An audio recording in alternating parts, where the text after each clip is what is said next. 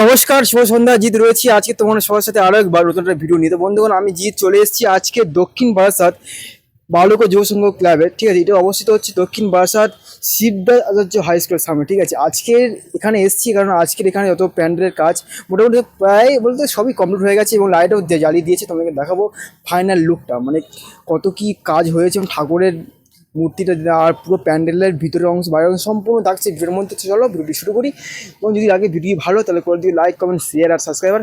তো চলো ভিডিওটি শুরু করা যাক। এই বছর পুজোর থিম কি হচ্ছে? এবছর পূজার থিম সিকিমের রা বাংলা, অর্থাৎ বুদ্ধদেবের মন্দির। আচ্ছা আচ্ছা। আর দর্শনার্থী দিন কবে থেকে খুলছে বললো?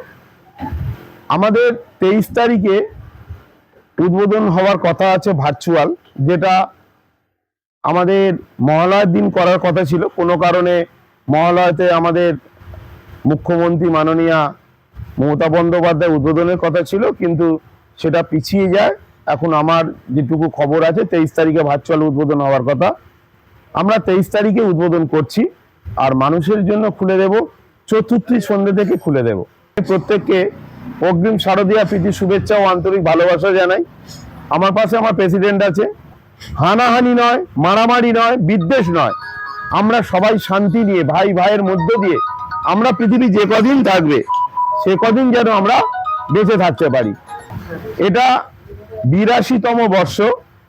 সারাদিন সারা রাত জেগে কাজ করছি, কিন্তু এখন এই বৃষ্টি হচ্ছে, এর জন্য আমাদের কাজ করতে অনেক সমস্যা হচ্ছে। 1 মাস ধরে এই কাজটা আমরা শুরু করেছি, এখনো মোটামুটি টাচ আপ বাকি আছে, প্রায় শেষ করে দিয়েছি। আরও কিছু কিছু জায়গা কাজ বাকি আছে, বৃষ্টির জন্য একটু সমস্যা হচ্ছে, এর জন্য কাজটা আমরা শেষ করতে পারছি না। আশা করি উদ্বোধনের আগে শেষ করে দেব। তো দেখো, প্রথমে প্যান্ডেলে ঢুকতে বা মন্ডলে ঢুকতে যে প্রথমে তোমরা দেখতে পাবে, দেখো এই মূর্তিটা তোমাদেরকে স্বাগতম জানাচ্ছে মূর্তির সাহায্যে। আর দেখো এখানে কি নিখুঁত কাজ এখানে এই মূর্তিটার সাহায্যে। দেখো বুঝতে পারছো ওপরে একটা মা দুর্গা মুদ্রাটা কি রয়েছে। আর এই মূর্তিটা দেখো কি সুন্দর লাগছে মূর্তিটা। এবং আমাদের দেখাবো এবারে মণ্ডপের চারপাশে যেরকম ডিজাইনগুলো আছে। দেখো এখানে আছে হাতির কিছু ডিজাইন, এই দেখো দেখতেই পাচ্ছ হাতির কিছু ডিজাইন আছে এবং বেশিরভাগ যেটা হয়েছে থার্মোকলের ডিজাইন কিন্তু আছে।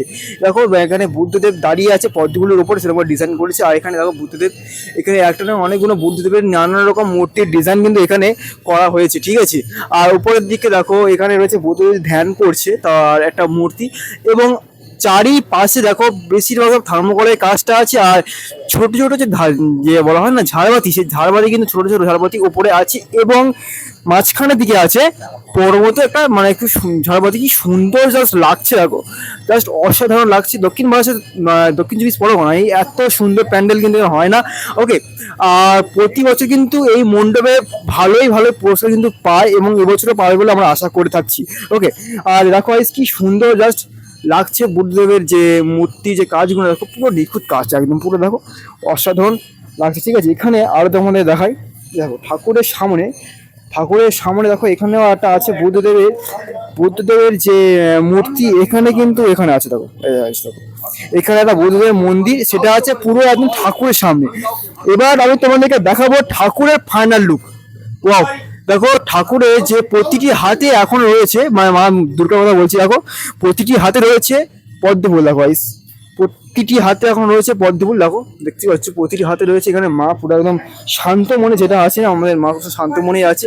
দেখো কি সুন্দর, দেখো মায়ের চোখটা দেখো জাস্ট অপরূপ দেখতে লাগছে। মায়ের মেন কথা যেটা হচ্ছে মাকে দেখে যেন ভাষা হারিয়ে ফেলেছি এমন ব্যাপার। আর এখানেও সিংহ শান্ত মনে আছে আর এখানে মহিষাসুর সেরকমই আছে। ঠিক আছে, জাস্ট থিমের ঠাকুরটা খুব ভালো লাগছে। এবার তোমরা দেখাবো মায়ের সন্তানদের কিছু ভিডিও। ওকে, এই দেখো এই কার্তিকটা দেখো, ওয়াও কি কাজ দেখো যে শিল্পী করেছে। দেখো নামটা একটু পরে বলে দেবো, বাট দেখো কাজ, চোখের যে টান বা কাজ দেখো জাস্ট অসাধারণ লাগছে। এখানে লক্ষ্মী রয়েছে, লক্ষ্মী রূপে যেমন বসে থাকে সেরকম কিন্তু আছে। ওকে, খুব অসাধারণ কাজ, খুব সুন্দর এবং মনোরম দৃশ্য কিন্তু তোমরা এখানে দেখতে পেয়ে যাবে দক্ষিণ 24 পরগনা এই ক্লাবে। ওকে, আর এখানে দেখো গণেশ ঠাকুর রয়েছে। ওকে, আর এখানে বামুন এসে রয়েছে ইঁদুর। হ্যাঁ, কি সুন্দর জাস্ট লাগছে। আর প্রতিটি দেখো সন্তান হয়তো দেখো যে পদ্মফুল কিন্তু ডিজাইনটা এখানে পদ্মফুল হাতে রয়েছে। আর এখানে দেখো রয়েছে লক্ষ্মী পাচ্ছে এবং মা রয়েছে এখানে সবাই। ওকে, দেখো একে হচ্ছে মায়ের মূর্তি, আর এই হচ্ছে প্যান্ডেলের এই অংশ। এখান থেকে কি অপরূপ লাগছে তোমার, বুঝতে পারছো, ঠিক আছে? দেখো guys, কি অপরূপ জাস্ট লাগছে।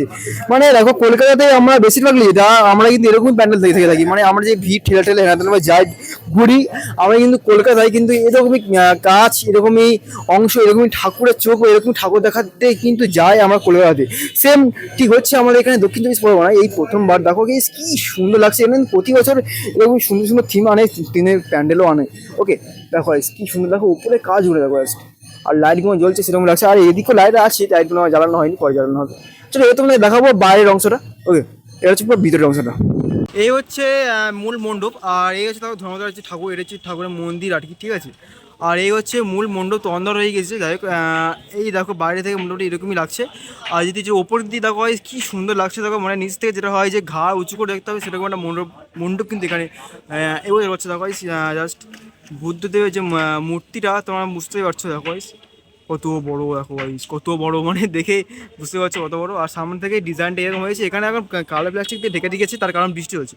আর এখানে এই হচ্ছে আমাদের বয়েজ স্কুল, এই বয়েজ স্কুল, আর বয়েজ স্কুলের সামনেই আছে এই যে মণ্ডপটা, দেখো guys, এই মণ্ডপ।